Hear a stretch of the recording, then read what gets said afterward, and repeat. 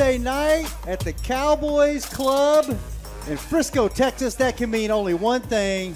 This is the Power Hour. This is Cowboys Crosstalk, and we are going to bring it to you heavy for the next hour. Shannon Groves to my right, Kevin Gray from the flagship station 105.3 The Fan. How's it going, Kevin? Good to be here at the Cowboys Club with you, Shannon. Sitting next to royalty on my right here, so I'm just happy to be in the place this evening with you. Man, passing along. Who is to your right? Well, right here? next to me is a 6-time Pro Bowler. Needs no introduction. No introduction. But I'm going to introduce him anyway. It is Nate Newton joining us here. Nate, what's up, big What's going on, Nate? What's up, man? I'm excited about being here, but more importantly, I'm going to let Grace, since he's doing it like that, I'm going to let him do this dude over to my right. Keep it going. Keep it going, Kevin. Well, further to my right, I got a proud Boomer Sooner from Norman, Oklahoma, where he resided and played terrific college football. Tony Casillas joining us. Tony, welcome to the show. Yeah, So what's going on, Yes, Tony? sir. Yes, sir. Give it up for Tony. How you been, man? Last time we saw you, we were doing all this virtual.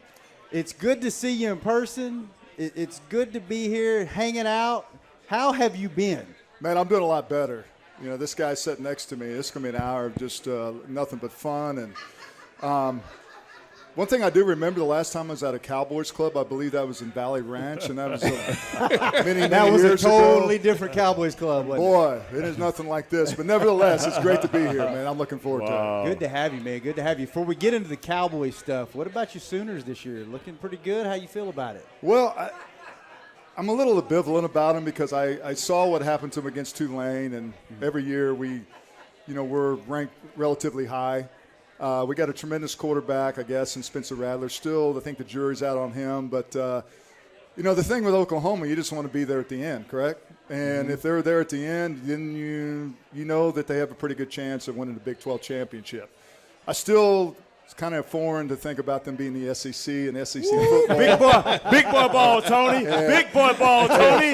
Y'all ready for the SEC? And I'm like, oh, my gosh, there's no Tulanes, there's no Kansas States, there's no Texas. I'm sorry, but I'll probably get a lot of grief for that. But we'll be there. But it seems like it's always the narrative. It's all about the defense. And, Spencer Rattler at times shows flash, but I'm really not sold on him. But we'll be there at the end until we get to the SEC, as you mentioned, and then you play big boy football. Yeah. All right. Well, Kevin, let's get into the Cowboys. Let's talk. do it. Let's let you have first shot at it. Yes, sir. 2 games in, man. Okay. First game, we're not going to talk about moral victories on this show. Yeah, No, we don't yeah, do we don't that. talk about moral You're victories. not allowed We to don't do do that. that. One That's thing right. I have learned hanging out with Nate, you don't talk about moral victories around former NFL players because those things don't exist. To Right. fans, they do. To former players, they do not. So we're not even going to go down that road. Well-played game against Tampa. Well-played, dirty, kind of ugly at times game against the Chargers, which I think is a really good football team. I think they're going to be there towards the end of the season, into the playoffs. What's your take on the team so far, 2 games in? After 2 games being 1-1, knowing how close you played against Tampa Bay, and then going on the road against a talented Chargers football team, we've talked about this season the kind of complementary football that the Cowboys have wanted to play, right? The offense complementing the defense complementing the offense.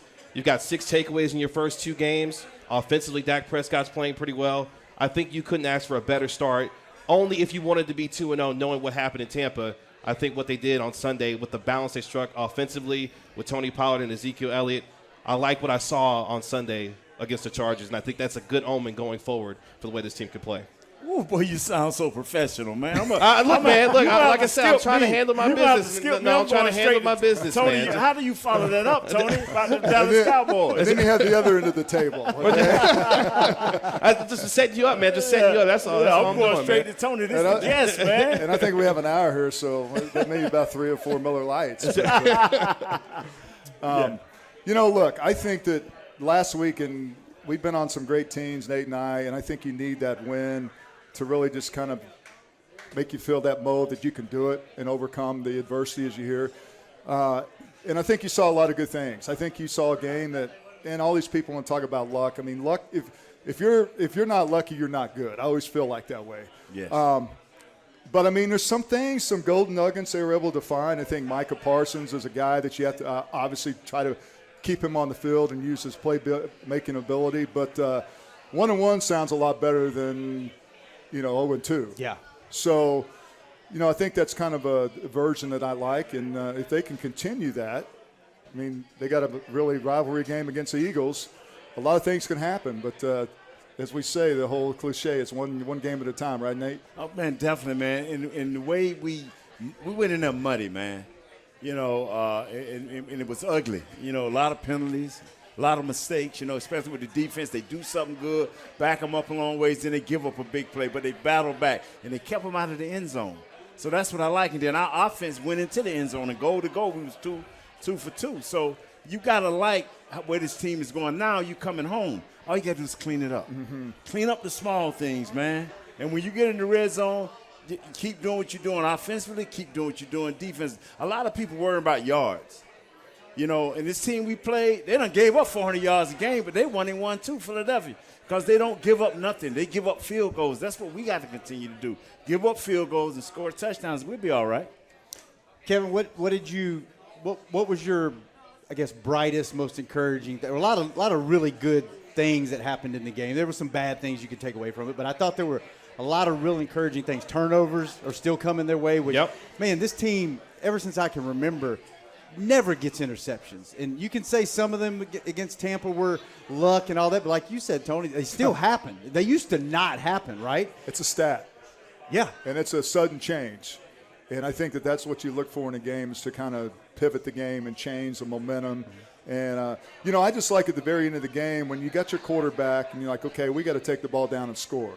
And that's exactly what they were able to do in the 2-minute drill. And, however you get turnovers and takeaways, it really is relative to what the mindset and having this confidence that you can do it, and guys balling and running to the ball and playing manic. And those are the things that happen. Negative plays, that's what you do every time. You go in every week and you say, we have got to win that category. And, Dallas is doing that pretty well in the first 2 games of the season. Yeah. And I think what you saw in terms of the 2 turnovers with Trayvon Diggs, Demonte Casey with the interception in the red zone, obviously, as Tony mentioned, that's a mindset. We saw some of that start to happen toward the end of last season, right? Yes, sir. Taking the ball away a little bit, being able to put themselves in position to be able to turn teams over. So we talk about that complementary football. I think for me, this was the game for the first time in 21 games that the Dallas Cowboys scored on their opening possession. That was huge for me because they came out and set a tone against the Chargers and said, hey, we're not going to lay down. We're going to come in. Even though we had a disappointing loss against Tampa, we're coming in and ready to play ball. And that's exactly what they did. And I thought their first 2 drives were great. And Micah Parsons, what he did, being able to play at defensive end really for the first time in his career and play the way that he did, I think I even undervalued how versatile he was. And he proved how versatile he was against the Chargers on Sunday. Yeah, Tony, talk to that a little bit. Talk about what Micah did, them lining him up at end and what he was able to do. And it looked like the beginning of the game, it was kind of like, is this the right thing to do? And then he started figuring it out, and it was kind of like, okay, maybe we need to try this again next week. This worked out pretty good. What did you see out of that? Well, for a guy who hasn't played that position since, high school, to me, if you play a lot of golf, it's like some guy that's never played golf and going out there and par in the first 4 holes, and you're playing for 10 years and you haven't done that since. And you're just like, how did he do that? I think for him, he's so athletic, and Nate can attest to this. Those offensive linemen, especially tackles, they hate speed. Yes, sir. Very inferior to speed. And when you got a guy out there that can run that fast, and some of the things that he does is just, it's almost like doing a cone drill. It's change of direction. And I don't think it's an anomaly. I think when you don't have game tape from someone, per se, and you don't know much about him, then it's like, okay, what are we going to do with this guy? But the bottom line is he's so fast, and he's such a violent and quick guy that it's hard to really account for him. And when you have guys thinking about that, all of a sudden they're thinking about this speed and they're trying to distract with other things, then that creates a problem. I think it's phenomenal. It just shows that you got to get your best playmakers on the field, especially as Nate alluded to. You have all this distress as far as guys missing. Got your both defensive ends out. That's the kind of guy that you really want to come in there and like, okay, we got something for you. Yeah.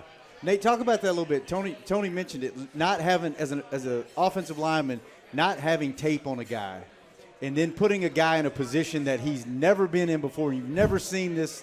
You have nothing to study. What does that do to you as an offensive lineman at the beginning of the game? And you're like, oh, what is this? It gives you the jitters because when I'm looking at a guy, when I got tape on a guy, it's just like in baseball, a pitcher. That's most feared thing in the world is an unknown pitcher. And I'm looking at this guy, and the first thing I got to plan for is speed. I got to plan for speed because if I misjudge this guy, my quarterback going to be on the ground, and the game could change because a turnover can happen. So I got to plan for speed until I figure out what he's doing. But the backup guard, for them, never figured it out. Because he's just one step and inside a couple of times. Still having nightmares. Yeah. You know what? We do dream about things like that. But, but we don't want that to be a every week thing. We want that to be new. Right. We want that to be an explosive play for us, for the Dallas Cowboys. So we need for these guys to get back. We need them to come off COVID, injuries, whatever, and get healthy because as long as we can move Parsons around, because that was the most feared thing about LT. When we knew he was going to be on my left side over there outside of Tui, we had all the game in the world. But when that cat got him to start moving around, Lord Jesus, Curtains, man. baby, yeah. I'm going to take a time out. I need to go to the restroom. I can't figure this dude out. You know what I'm saying? All right, fellas, let's take our first break. When we come back, Nate, there's a guy on the team that a lot of people gave up on last year, and you didn't. You stuck by this guy. Yeah. I want you to talk about this guy. Let everybody know who that is. Kevin, I want to get to Dak, how he's progressed throughout the years, what he's looked like through these first two games. Is he – I think we've all put him in a category as media folks. You know, he's always been in that second tier. Is he stepping into that first tier, or has he already stepped into that first tier? And what can we expect out of him this year? And then, Tony, man, it's just great to have you on the show. It's great to be here. It's great to have you on the show. It's great to see people. We're going to talk to Tony some more when we come back. You're listening to Cowboys Crosstalk on the Dallas Cowboys Radio Network.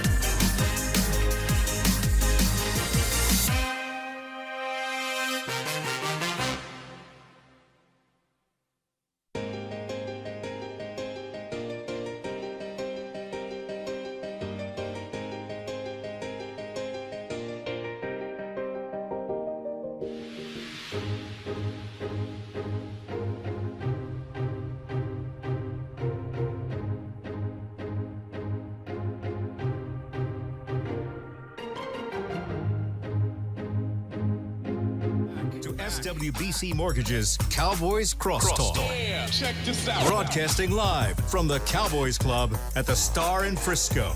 Welcome back live from Cowboys Club. Such a beautiful place, such a beautiful afternoon, and such beautiful company that we have on the show. Shannon Gross joined by Kevin Gray, Yes, sir. Nate Newton, and What's the up? guest of honor, Tony Casillas. Welcome back to the show. And fellas, Nate, you know this. So Kevin, did you know that SWBC customized solutions for individuals and businesses are just a click away? I do now. You do? And I do now. If you want to know more, visit swbc.com and start your next adventure. How's that sound? I'm looking for a good adventure, so yeah. You're looking for a good adventure. So I am. Maybe we can get Nate off his phone for this segment. No. He's been on his phone He's ever doing it since for the we got gram, ever Shannon. He's since doing we it got for the on the gram. show. He's doing it for Facebook. He's doing it for the gram, No, man. the thing is, man. It's a brand. It's social I gotta media. get- Is it- I czar gotta right get here. y'all in here, man. This is a special show, bro. I got a question. What's that? Why do you have two Twitter accounts? Is that one a burner? I only Is have, one a burner? you got a burner? No, I don't have a burner. I ain't that big. I mean, I may be big, but I ain't that big. You know what I'm saying? I don't know why they did that, but I got one. It's one Nate Newton, baby. We need to delete one of those. Is it 'cause it's verified? Or both? confusing. One of them verified, I hope, right? Yeah, one verified. Yeah. Yeah, See, they- he's still on his phone. Yeah, he's taking pictures. Hey, Shadow, just do the show. We Okay. All right. do the show. Nate, there's a guy you gave up on. Everybody gave up on That's last right. year. And you were a little hard on him, but you were like, let the guy play. Big proponent. Let me get Tony's take on this before we get into that. Nate's always on our show. We host a little show on the Cowboys Network called Hanging with the Boys. Right. So I get to pick Nate's brain a lot, and he's always a big proponent of let the young guys play. If you got a young guy that's close to or equal to a veteran, let the young guy play because the veteran's probably capped out. You want to see how you can develop the younger guy, right? What's your thought on that when you have a young team, you got some veterans mixed in? Do you let the young guys play to see what they can do, or do you kind of stick with the veterans and kind of suppress the growth? Where are you at on that? It's amazing how coaches have different agendas. So it just depends on where you're at. But I think a lot of coaches are resistant to playing veterans, or playing younger guys. But I think the growth of a younger guy is that you got to get him out there and give him the opportunity. Not where it's a liability in some of the things he does, but if he's neck and neck with an older guy, then that's the only way he's going to get the opportunity to understand the game and the speed of it. I think that's the important thing, is to understand the speed of the NFL as opposed to playing college. That's the biggest thing that stands out to these guys. Yeah. And Jimmy let us know we was veterans. Me and Tony were veterans. I think we traded for you, Tony, from Atlanta.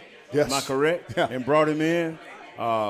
He won some big trophies and stuff at Oklahoma. He was all pro with Atlanta. I'm serious. He was a great player. He traded for him, brought him in. But Jimmy let us know, man. He looked us right in the face. Don't let the backup guy be equal to you, making less money and younger. They was going to get your job. And it wasn't second guessing about it until you showed him that you was that much better than that young guy or that guy that was making less money. You lost your job. So we had to perform. It was always about competition. And that's how I believe with the Cowboys now, especially since they backed up at the cap. When you on defense, it ain't about, okay, we paying him $15 million. You know what? The better guy got to play because you're trying to win games. When you use your first 6, picks in the NFL draft on defensive players, that sends a message to the veterans on the team that we know that we've got to bring some younger guys, and not just to contribute. Yeah. There's other guys' jobs on the line to ensure that, hey, everybody's going to be iron sharpen iron around here, and if these young guys come in and perform, they're going to come in and take your job. So I think that's a clear message and signal from a team that's looking to get better, obviously defensively, but sending a message to veterans that, hey, we know what time it is. This is what the message is, and you got to come out and perform. Well, also, when you have a new defensive coordinator that doesn't really care, you understand the economics of it. You're paying a guy a ton of money. He doesn't care. He's going to go with the guys that he feels comfortable with, that fit in his system, that buy into what he's coaching, and he's going to go with those guys because he's going to trust them. I think a lot of things is trust. Are you going to buy in? Are you going to believe of what my philosophy? And once you get through that, I think the dynamic's a little different in modern-day football. But still, you got to be looking over your shoulder. I think that you make a lot of money, but still, you have pride. You don't want somebody to beat you out, especially an undrafted guy. That's the thing that you have pride. Yeah. Nate, the guy I'm referring to, offensive lineman, and you said give him a chance, and he's turning into a little bit of a player. Talk about Terrance Steele. Terrance Steele, he's still a work in progress, and it'll be another 6, 7, 8 games before he get his confidence. We had Charles on last week, and we don't even want to repeat what he said.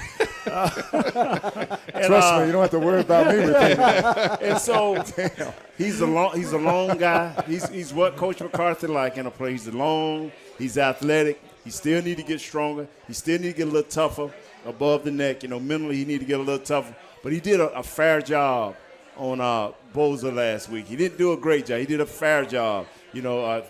Fortunately, we had the president, Zach Martin, on the inside of him a couple times to save him. But he did a nice job, and he's a work in progress. Now, he has Sweat this week, number 94 for the Eagles.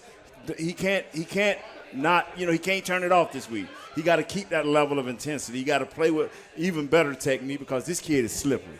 This kid Sweat. So he still got a ways to go. But Coach Philman is the type of offensive lineman coach I like. He works the guys. He don't matter what the rest of the team doing. He over there working these guys, techniquing them out and getting them right. And I think when you look at the play calling also, when you have a guy that you're going to put out there, and Terrance Steele, maybe not obviously who is replacing Lael Collins, but you're going to kind of understand, and I think Kellen Moore did a tremendous job of play calling to not give Joey Bosa an opportunity, just like, okay, I'm getting off the rock. I mean, those are the things you have to do and make him think, there's situational football. So I think just keeping him kind of preoccupied with the unknown of what they're going to do on the offense. Yeah, and Kevin, Tony mentioned Kellen Moore. Boy, he pulled the bag of tricks out this week, and I think that's the Kellen Moore that everybody's – you see in games like that what Jerry and Steven saw in him and wanted him to be around and wanted him to be a part of this organization. I think it looks like he's coming into his own as a play caller. Him and Dak are kind of on the same page. Dak has the freedom to check in and out of plays as he wants. What did you see out of Kellen Moore's game plan? Yeah, Kellen Moore was calling plays like he wanted to be a head coach next season. Like, that's the kind of play calling that you were seeing from him against Tampa and also against the Chargers. And I think when you develop that relationship the way that Kellen Moore and Dak Prescott have over the years, there's a sense of trust there between offensive coordinator and quarterback. And that's a true relationship that you want to see develop on your team, because now when you develop that relationship between your coach and your player, you're going to trust your ultimate leader in those situations. And Kellen Moore is going to put him in positions to succeed. And I thought he had a fabulous play-calling game against Tampa and against the Chargers. You saw some of the creative things that he was using with Tony Pollard, CeeDee Lamb doing some jet sweeps, doing those kinds of things. So I thought Kellen Moore called a fantastic game. And it's something that he's being malleable to the opponents that he has. He's not beholden to an opponent each week, and you're seeing that each time he gets out there with play calling. I'm going to let you add on because I'm laughing a little bit, but I'm going to let you add on to that, Tony. No, carry on. Yeah. I tell you what, we got to get off of Kellen Moore because I called him Kevin Moore twice in a row because of Kevin Gray is sitting to my right. So after this, no more Kellen Moore talk. Hey, but you know what? It ain't gonna beat Josh Heupel. Last week I called he called Justin Herbert, Josh Heupel like 3 different times. Oh man! Wow, that's going back. He usually just reached way back for that one. Nate'll talking about the Sooners. You got Sooners on your brain. Nate will butcher a name, but I've never heard him call a guy a completely different person before. Yeah. Now this is the amazing thing, and this is what I like about coaches that understand their players. More importantly, when the players understand their roles. Now it looks like Coach is calling these fantastic plays. I think what he's doing a better job of, and him and Dak in concert, is calling the right matchups, putting the defense, stressing the defense. And it looks like, woo, because we always ran in the reverse. We always did this, and we gave it to Pollard one too many times last year. But now, Jesse Holly, our teammate, said something so right. We're putting Tony Pollard in the game. He was in there 20 times or 18 times. They gave him the ball 16 times. What does that say? That says that we're going to use him. Now you're striking fear into linebackers. You're striking fear into safeties. Because now they ain't going to just only bring him in as a decoy. They're going to use him. So now Zeke's still a bang guy. He's still a big bang back. Things ain't going to change in that right there. But when you bring in a Tony Pollard, when you got Number 88, the last 88, what's his name? CeeDee Lamb. CeeDee Lamb. I ain't going to mess with no more Oklahoma players. We got CeeDee Lamb coming out of the backfield. Now, that's creative. Yeah. But everything else has been what we've been normally doing. But here's the greatness of that. If you're putting Tony Pollard in a game and he gets a 16, you said out of 18 times. And he's getting the ball and he's making plays, Yeah. what's that tell you? Regardless of who's in the ball, wherever you want to make adjustments. Right. If that guy still is, what do you average, like 8 or 9 yards per play? Over 8, yeah. And you're not stopping it, as a defense, you're like, oh my gosh, what are we going to do? Yeah. Because we're gonna try to make, to check, to adjust and formate into that formation, but still we're just still not talking. We're still not making those plays, and at the end of the day, that really puts a lot of stress on your defense, and there's a lot of doubt that all of a sudden starts settling in, and that's not a good thing. All right, we're going to take our next break. When we come back, let's get into some Dak talk. Tony, let's talk about Josh Heupel. Yeah, Josh Heupel. Let's. Nate brought it up earlier. Don't do that. I'll be calling Dak Josh. Don't do that. Nate brought it up earlier when they got you from Atlanta. Talk about what that, when we come back, that situation was like. How was that coming into the Cowboys organization? How was it different from where you had been? And then how did you guys, build those Super Bowl teams and everything? So let's talk about all that when we come back. You're listening to Cowboys Crosstalk. We're live from Cowboys Club here at the Star in Frisco, and you're listening to us on the Dallas Cowboys Radio Network.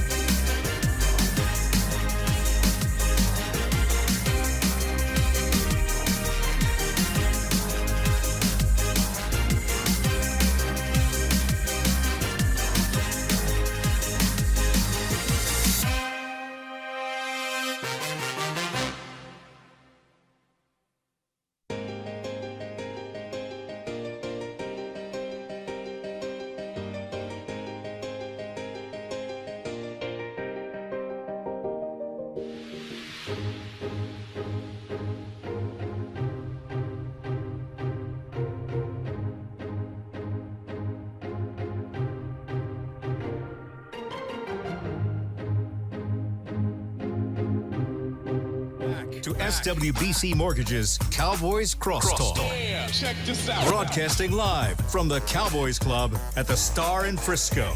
Welcome back to the show, live from Cowboys Club here in Frisco, Texas. They just opened up the blinds, and man, what a view they have from this place. It's man. gorgeous. It's so beautiful.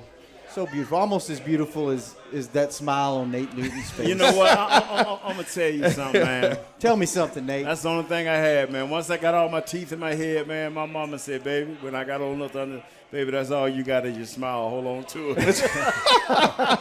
That smile will take you a long ways, Nate. It'll take you a long ways now. And these days, we need to smile. That's right. That's right, man. We a little bit older. We better smile. Nate Newton, Shannon Gross, Kevin Gray, joined by Tony Casillas. Go ahead, Tony. What were you saying? No, I was just talking about the sunset. Oh. This is amazing. How many have we seen? We're just talking about this in the break, and it's just amazing. We thought Valley Ranch was the you-know-what, but this was state-of-the-art at that time. It was at the time. That's been a long time ago, but this place is just wow. Yeah, it does not get much better. It doesn't get any better. It doesn't. Before we get back into the show, SWBC Mortgage, Tony, you can join the more than 120,000 customers that they have helped to find their happier way home. Visit SWBCmortgage.com to find a pro today. I'm going to call them, man. I'm going to call them, and I'm going to make a proposal. What's that? Because I need him to loan me $100,000. For what? For what? And I want an 800-year mortgage and pay $1 a year. What are you going to do with $100,000 though? I'm just going to put it in the bank. Say, let me know after you make that call. I'm just going to invest it, man. I'll be right behind you. Yeah. Oh, all right. Well, Tony, Nate brought it up last segment, talked about getting you from Atlanta, coming into the Cowboys. What was that experience like coming into the Cowboy organization? You know, it was football euphoria for me because you got to understand when I played in Atlanta, I was the second player picked in the draft, and be careful what you wish for, okay? Yeah. Because that's the indication. Yeah, it's an honor, and you may get obviously paid more, but you're not going to go to a team that's really on the up and up. Mm-hmm. So at the time I was in Atlanta for 5 years, and I just kind of lost my passion for playing football. I mean, I still went out there and played, but it was an uphill battle every day. And I think there's a lot to be said for playing the game of football, especially back in that era, because it was just bang, bang, and just it was a grind. And so when I had the opportunity, it's a true story, is when Atlanta we were playing Dallas, I think it was 1990, and I was an actor, Jerry Glanville, crazy ass Jerry Glanville was a coach then, and I wasn't his guy, and there's the truth to that, liberty to that, because if you're not his guy, especially then, especially if your ego is just can't fit in a room, then you're not going to fit in. I don't care about it. It doesn't matter what you do. And I just remember we were playing Dallas, and I was inactive, and Dave Wanstead, he recruited me. He was at Oklahoma State when I was coming out of high school. And I went on and started talking, hey, Dave, man, they're not going to bring me back. I don't fit in with Jerry. Is there any way you can get me the hell out of here? For real? For real. Wow. And then, I guess there wasn't any tampering rules. I don't know. I mean, that's statute limit. You created your own tampering rules at that point, didn't you? At that point, I didn't tamper myself. Hey, let me be the tamperer. Right? That didn't sound right. That sounded anyway, it's fine. So I just thought, and I just kind of vented with him, and so this went on until beginning of training camp, and I knew that it wasn't going to happen. Right. So I decided, look, I'll just take matters in my own hands. I called Ken Herrock, and I said, look, I'm retired. And I wasn't the conventional guy. I just did things differently, and I'm tired of, look, the money's great, but look, I'm not coming back, knowing that I was just trying to get out of Atlanta. Mm-hmm. And so about 48 hours later, I get this phone call from Dave Wanstead and Jerry, not Jerry, but Jimmy. Jerry didn't even know my name back then. That's what I finally later found out, that he didn't know who Tony Casillas was, but took a lot of credit for it. But hey, that's cool with me. He got me the hell out of there. And he says, we're going to trade for it. And I said, okay, and look, and the rest is history. When I met guys like Nate, and I came because it was an environment. Whenever the physicality of playing, going through training camp, it was murder, man. I mean, it was tough.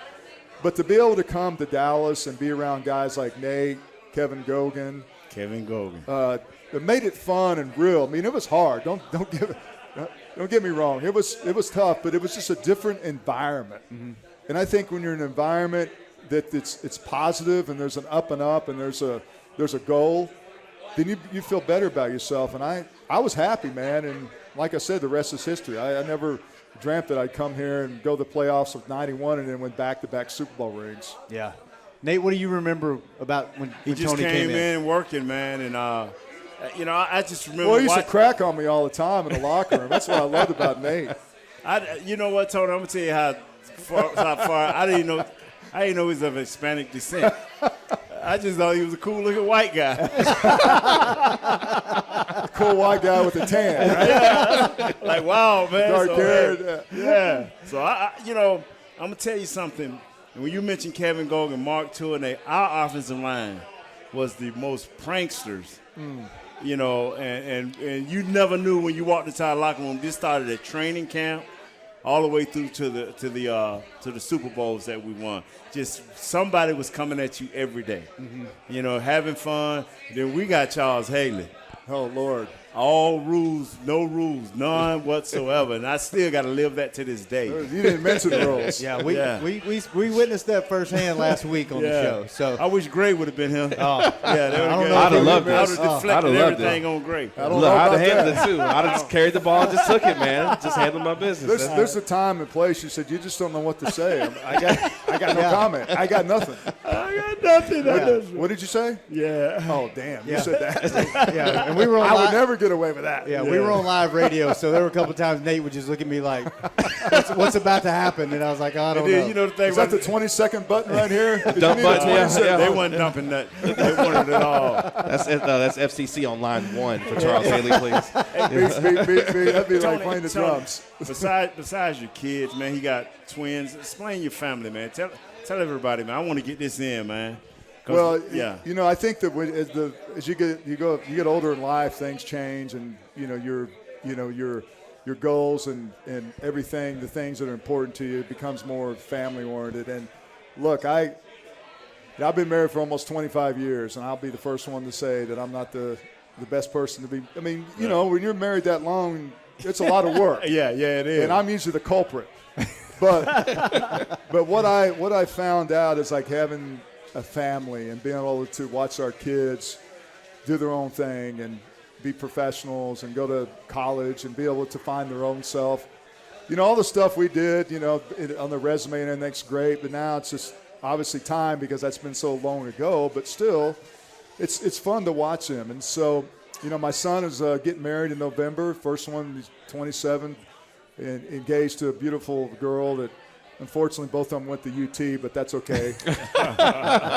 University of Texas, I found out, is an academic school now. Is it? Okay. Right. Everybody's on notice. But we have fun. It's interesting when you're in a group text message and you start just, as I said, just cracking on the person that, like, Texas got beat by, was it Arkansas? Yeah, Arkansas drug no, them. I'm just saying. Down. All of a sudden, they leave the building. Chase, my son went to Texas, left the conversation. So back to the family. That's what we do. We group text message. I got twins. My daughter's at Arkansas. She's a junior. I have twins. And my son's at OU. He always wanted to be a Sooner. But that's fun, man. That's the greatest part about that is being able to see them move on and do some really great things. Good. But you guys played with a pretty good quarterback back in the day, if I remember correctly. Yeah, Steve Walsh was hell, man. And we've got the makings of a possibly, guy that's Next Babe Laufenberg. on that trajectory. Yeah, exactly, Dave, exactly. Respectfully, Babe Laufenberg. Yeah, Respectfully. Okay, yeah. Absolutely. He cost us a game against Atlanta, but it's okay. Steve Berline. Yeah. Who are you talking about? Quincy Carter. No, there's Who been am some I damn talking names. about? Yeah. Come on, Nate. Number 8. Oh, yeah, right. That guy. Oh, my goodness. Anyway, I'm not talking to him. Mic off. Turn his mic off, Ted. Wait a second. You're that old? You played with Yeah, man. Roger? I've been a Cowboy since I was 10, 11 years old. I watched Roger. I felt like I played with because I Say, go in the did you actually- backyard. I go in the backyard act like I was Roger. Knowing there ain't nowhere in the world I can even could spell Roger back then. But anyway. What do you guys, Kevin, start with you. How have you seen Dak progress? Because I think he's been an underdog his whole life. He's done nothing but prove everybody wrong his whole life. All he's needed is a chance. The way that he got the job to begin with is just unbelievable that he even saw the field as a starter.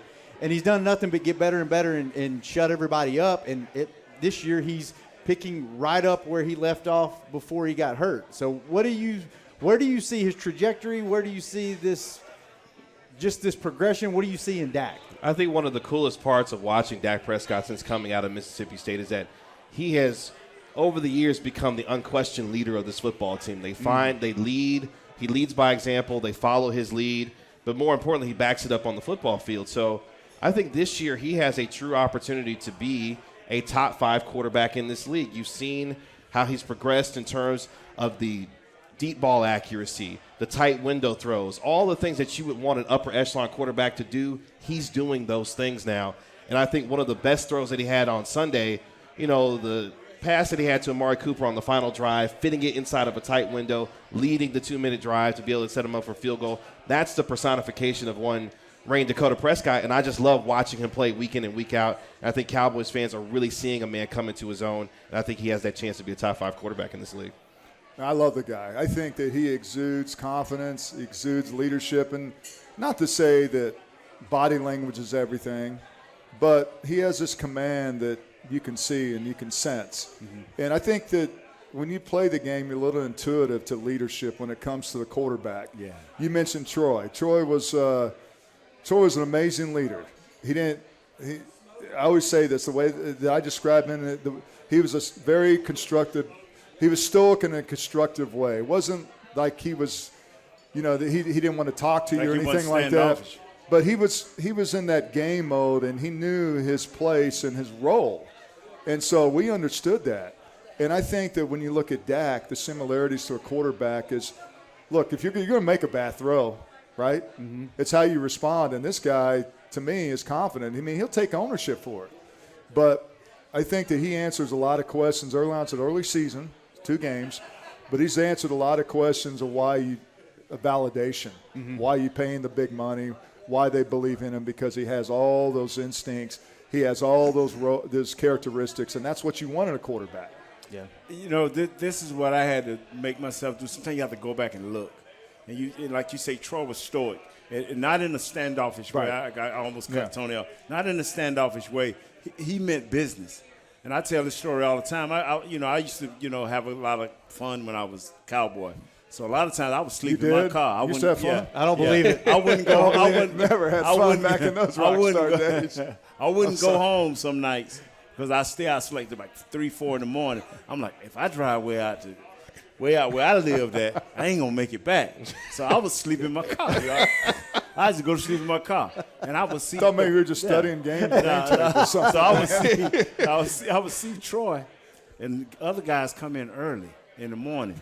And I would watch Troy a lot of times. He'll be on his phone talking, laughing, having fun. But as soon as he hit that front door, that player's entrance, face go to all business, man. One time I was going to ask him, but I said, no, I don't, Troy had the 1,000-mile stare. I didn't want that stare on me. So, and that is, and I learned then he was a professional. Right. He knew when to turn it on. He knew because he would come to all our parties. I would have big birthday parties and Christmas parties. Troy would never miss none of it, man. And I would just been jumped off sides 18 times in the last game. He still show up, and that's that. And see, this is what we forget. Dak is no different than the rookie we saw. He's no different. When he's had the tools around him, he's never failed. Mm-hmm. Just think about it. We keep saying he's this, and he's getting better. But Dak, look at his rookie year. His record was what? He won 11, 12 games because he had the tools around him. Give a great quarterback great tools, and they'll never fail. Yeah. All right, let's take our last break. When we come back, we're going to talk more football. There's a game Monday night. We haven't even mentioned it. We should probably talk a little Cowboys-Eagles when we come back. It don't matter. Cowboys win. Oh, there we go. Well, you know talk what? About it, Nate. Yeah. Preach, we can just end the show now. Okay. You know what? We might not come back. I won't be here when you come back. We might not come back out of break. I won't be here. Tune in to see if we come I'll back. be up in Oklahoma hanging out with Casillas' kids. You're listening to Cowboys Crosstalk on the Dallas Cowboys Radio Network.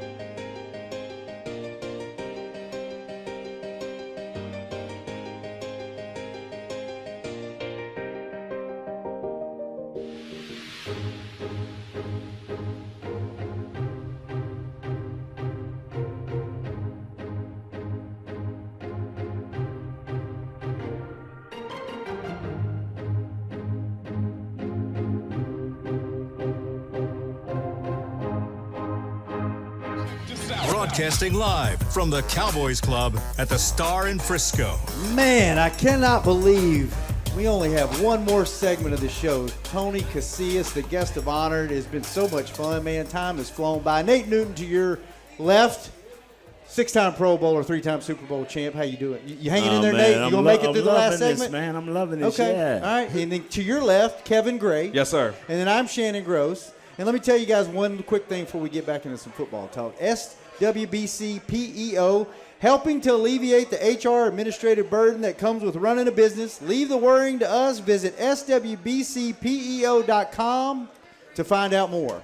And Nate, Brandon Graham He's hurt. is out for the season, but one of your favorite defensive players in the league right now will be paying a visit to the Dallas Cowboys in AT&T Stadium Monday night, and his name is Fletcher Cox. Yes, sir. He's 30 years old now. Yes, sir. Still commanding he's the a double bad team. boy. Does he still have juice in the Oh, he tank? still have juice. Then he got a sidekick called Javon Hargrave. Oh, man, he got 2 sacks, getting a lot. You know how you got that great player and then you over there singled up? This Hargrave kid is doing some damage, but I'm telling you, old man. But we got him though. We got him in the White House. We got him with the president. We got him with Zach Barnes. Yes, sir. That's who he'll be over the most of the time. So we can single block So him. you think we're good? Oh yeah, we good. We should be good. What do you see, Tony? What do you see when you see Fletcher Cox? Nate loves the guy. What kind of player is He's he? kind of unassuming looking. He's this big dude, and, Yeah. but he's very athletic. He's powerful, and he's very he can do a lot of different things. Very, very versatile. It's Yeah. the best word to look for. He can play the run and he can play the pass. And I think for him, that's something that it's hard to find a defensive lineman that can rush the passer, especially inside, and play the run. But he's just he's sneaky. I always Yeah. say he's Yeah. kind of a sneaky guy. You look up and they How say, can a 300-pound guy Well, be sneaky? well, not in that, I guess that text. But I'm here. The thing when I look at him, it's like when you look at him, some of the things he does, and maybe it's because of the size. Yeah. But he gets upfield extremely well. He's always upfield, and I think for a great defensive lineman, you always want to try to play on that line, the side of the line of scrimmage. And again, you got to count for that guy. When you put him on one-on-one, you match him up against Zach Martin, you're good there. But it's those matchups that he's able to do. And it seems like and when I say sneaky, he always sneaks up on you and makes that big play whenever they need to make the play. And you're like, okay, that's Fletcher Cox. That shouldn't be sneaky. Yeah. Kevin, after the Chargers game, I was like, oh, they're going to kill these folks. They're going to kill the Eagles. They're going to win by 17. And there's been some injuries and some folks going into COVID protocol this week. I'm a little concerned this week. How do you feel about going into this game? What are your thoughts on the Eagles? I think the matchup that I'm looking most forward to, obviously you're going to be missing potentially Keanu Neal, who was put on the COVID list as a close contact. Micah Parsons versus Jalen Hurts. Jalen Hurts, the leading passer on this team, leading rusher on this team also. The speed of Micah Parsons and how is he a spy on Monday night? How do they deploy him against a dual-threat quarterback who can throw the deep ball but can also make it happen in the run game? And the secondary for the Philadelphia Eagles, Steven Nelson, Darius Slay, going up against CeeDee Lamb and Amari Cooper, that's going to be a lot of fun to watch. So those two matchups for me are going to be what I'm going to be looking for on Monday night to see how the Cowboys, Kellen Moore, Dan Quinn handled themselves against Nick Sirianni in this offense for the Philadelphia Eagles. You know, the funny thing about it is you did like I did. You mentioned Cooper. If he's ready, there's no matchup. But if he's not ready, it's going to be a matchup because it's going to come down to CeeDee Lamb and Wilson and my other guy, Big 85. Yeah. It's going to come down. Noah Brown. It's going to come down. Now we become, and even though CeeDee Lamb is on the verge of rising up, we become a average wide receiving corps because everybody kind of got those three type of guys. This Cooper guy makes everybody go up just a notch. So and I really like Blake Jarwin. To me, I think that guy, this is a game that you can utilize him. Yes, sir. Because of just the style of defense they play, and a tight end, you have to be able to, just kind of do the situational and just it's manageable, first, second and third down. But Amari Cooper to me is underappreciated. That guy is nasty.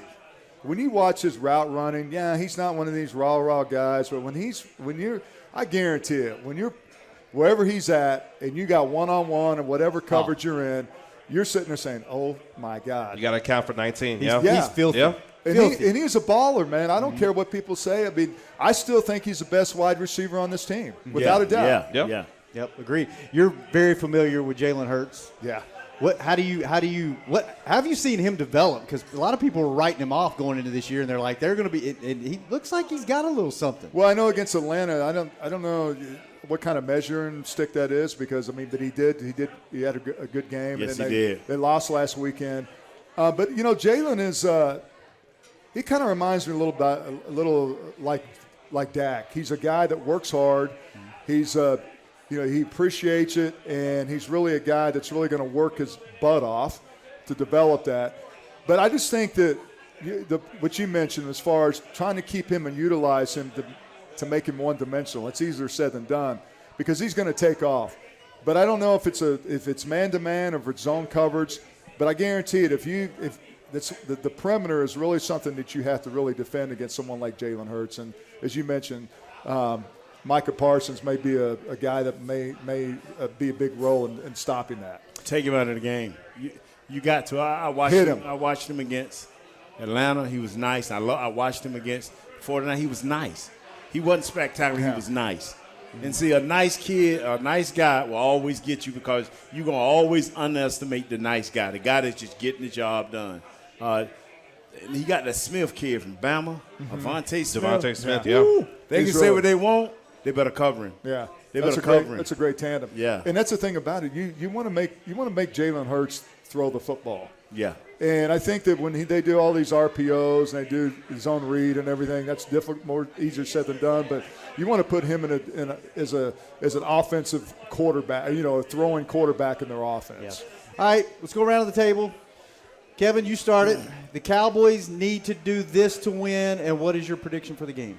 Cowboys need to account for Jalen Hurts in both the run game and the pass game. The Cowboys win 24-21 at home on Monday Night Football. 24-21 with all the injuries. What's the line? I have no idea. I haven't even looked. I'm going to say it's close. I'm just going to guess it's close. I'm going to piggyback on that. I think Jalen Hurts has a big key, but I think offensively this is a game where we mentioned Fletcher Cox.